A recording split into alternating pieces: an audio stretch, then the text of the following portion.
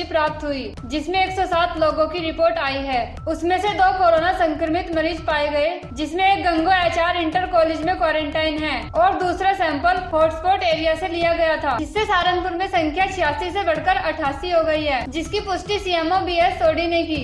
अभी हमारे पास 2 सूची प्राप्त हुई हैं, जो हमने सैंपल 17/4 को भेजे थे। नोएडा से आई है सूची। इसमें से हमारे करीब 107 सैंपल्स की सूची है, जिसमें से कि 2 पॉजिटिव निकले हैं। एक तो गंगो में क्वारंटाइन है HR इंटर कॉलेज में, और दूसरा जो हमने यहाँ पे हॉट स्पॉट से जो हमने सैंपल्स लिए थे उसमें से पॉजिटिव है। अब हम इसकी कार्रवाई इसे सुनिश्चित करेंगे, फिर जो होगा हम आपको अवगत कराएंगे। उनके जो कॉन्टैक्ट्स हैं उसके बारे में बात करेंगे। सहारनपुर कोरोना वायरस के संक्रमण से लड़ने को रोटरी क्लब क्लासिक ने नगर निगम कर्मचारियों की मदद को 100 PPE किट दी। रोटेरियन जोधवीर सिंह, संजय डिंगरा, संजय मिश्रा, मुकेश मेहता ने संयुक्त रूप से नगर निगम के नगर आयुक्त ज्ञानेंद्र सिंह को यह PPE किट दान स्वरूप प्रदान की। इसके अलावा कल उन्होंने प्रधानमंत्री कोविड-19 में 1,01,000 का योगदान भी दिया। मेरा नाम जोधवीर सिंह है, मैं सहारनपुर रोटरी क्लब क्लासिक से हूँ और मेरे साथ यहाँ पे हमारे असिस्टेंट गवर्नर संजय डिंगरा जी हैं, हमारे प्रेसिडेंट संजीव मेहता जी हैं, हमारे कर्नल संजय बिड्डा जी हैं, और आज हमने नगर निगम में 100 PPE किट और काफ़ी अच्छी मात्रा में मेडिसिन डोनेट करी हैं। ये मेडिसिन जो यहाँ टेली मेडिकल सर्विस शुरू हुई है नगर निगम में डॉक्टर्स के, तो ये मेडिसिन पुअर पेशेंट्स को एब्सोल्युटली फ्री दी जाएंगी।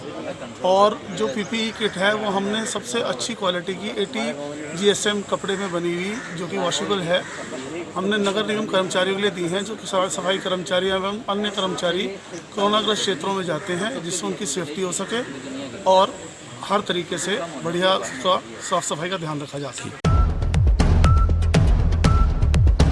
महानगर को कोरोना वायरस के संक्रमण से मुक्त किए जाने के लिए नगर निगम के कर्मचारी द्वारा चलाए जा रहे सैनिटाइजर अभियान का आज महापौर संजीव वालिया ने निरीक्षण कर कर्मचारियों को दिशा निर्देश जारी किए। महापौर संजीव वालिया ने आज नगर के विभिन्न वार्डों में किए गए सैनिटाइज कार्यों का निरीक्षण करते हुए कहा कि नगर निगम हर सूरत में लोगों को संक्रमण से मुक्ति दिलाने का प्रयास कर रहा है। महापौर संजीव वालिया ने कहा कि नगर निगम के कर्म योद्धा पूरी ताकत के साथ साफ सफाई व अन्य कार्य कर रहे हैं।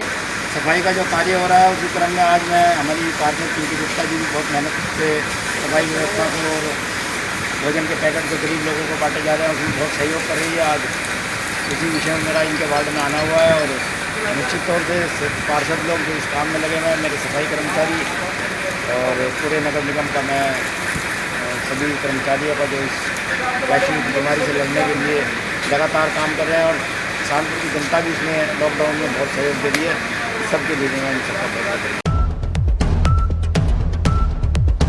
सहारनपुर वैश्विक महामारी से आमजन को बचाव को नगर निगम के कर्मचारी द्वारा साफ सफाई का कार्य युद्ध स्तर पर किया जा रहा है, जिससे कीटाणु नष्ट हो सके और जनता कोरोना वायरस के संक्रमण से बच सके। आज नगर निगम कर्मचारियों ने कोर्ट रोड, दिल्ली रोड, सब्जी मंडी आदि क्षेत्रों में ब्लीचिंग पाउडर व दवाइयों का छिड़काव किया। मेरा नाम सतीश दिलोड़ है और ये महामारी चल रही है, इसके कारण ये सफाई व्यवस्था करा रहे हैं। क्या छिड़क रहे हो यहाँ पे? ये इसमें ब्लीचिंग और मैलाथीन चूना मिलवा के छिड़कवा रहे हैं। इससे क्या फ़ायदा होता है? इससे ये कीटाणु है और व्यवस्था बनी हुई नज़र आएगी और कीटाणु मर जाएगी इससे। अच्छा, और सैनिटाइजेशन भी कर रहे हैं? हाँ, वो भी करा रहे हैं। कोरोना वायरस के संक्रमण के कारण चल रहे लॉकडाउन में सामाजिक संगठन अपने दायित्वों का निष्ठापूर्वक निर्वहन कर रहे हैं। इस कार्य में व्यापार उद्यमी, जनप्रतिनिधि निस्वार्थ भावना से लगे हैं और जगह जगह भोजन तैयार कर गरीब व असहाय व्यक्तियों के पास भोजन पहुंचाने का काम कर रहे हैं, ताकि कोई व्यक्ति भूख से परेशान न हो और उसे लॉकडाउन में निरंतर भोजन मिलता रहे। हम हमारे साथी राजकुमार राणा जी पश्चिमी उत्तर प्रदेश संयुक्त उद्योग व्यापार मंडल में प्रदेश मंत्री जी भी हैं और कामधेनु एसोसिएशन में यहाँ पर अध्यक्ष हैं।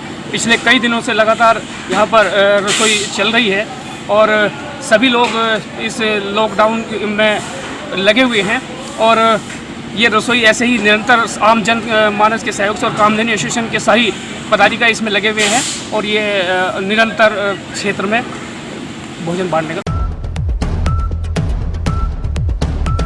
महाराष्ट्र के पालघर में साधुओं की जिस तरह से मॉब लिंचिंग कर हत्या की गई है, इस घटना पर देवबंदी उलेमा मुफ्ती असद कासमी ने इसकी घोर निंदा करते हुए कहा कि मॉब लिंचिंग चाहे पहलू खान के साथ हो या साधु संतों के साथ हो, इसकी जितनी भी निंदा की जाए वह कम है। हम भारत सरकार और महाराष्ट्र सरकार से मांग करते हैं कि जिन लोगों ने भी यह काम किया है उनकी पहचान करके उनको कड़ी से कड़ी सजा दी जाए। और हम पहले से मांग करते आ रहे हैं कि मॉब लिंचिंग जैसी घटना पर कानून बने ताकि इस तरह की हरकत करने वालों को इसका खौफ हो और वह घटना करने से पहले बार बार सोचे कि इसका भयानक अंजाम क्या होता है। देखिएगा, इस वक्त में महाराष्ट्र के अंदर पालघर में साधुओं के साथ में जो मॉब लिंचिंग की गई है, इस पर जितनी भी कड़ी निंदा की जाए कम है, क्योंकि मॉब लिंचिंग चाहे पहलू खान के साथ में हो या पालघर के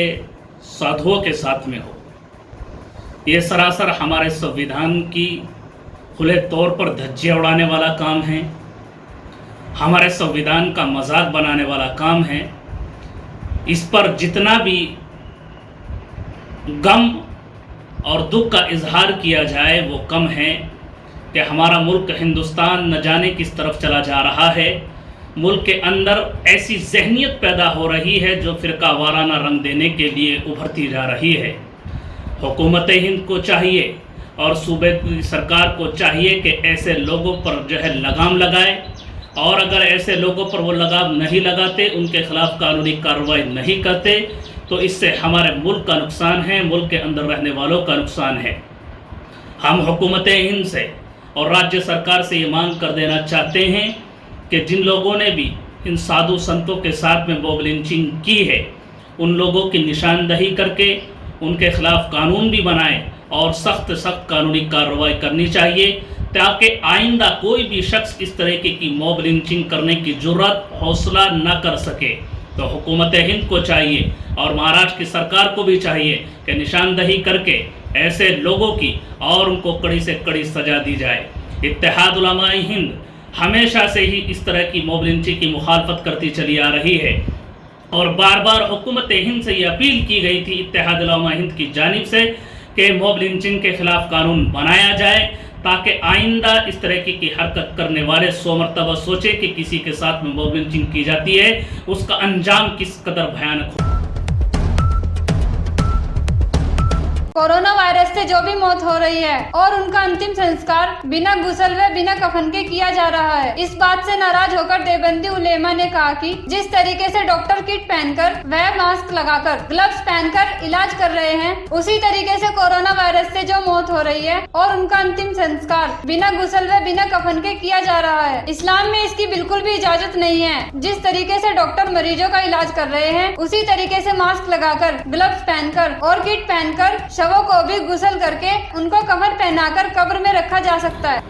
देखिएगा, इस वक्त में मुल्क के अंदर जो सूरत हाल है, इससे तमाम ही लोग वाकिफ़ है कि इस वक्त में कोरोना वायरस की बीमारी हमारे मुल्क हिंदुस्तान ही नहीं बल्कि पूरे आलम के अंदर फैली हुई है।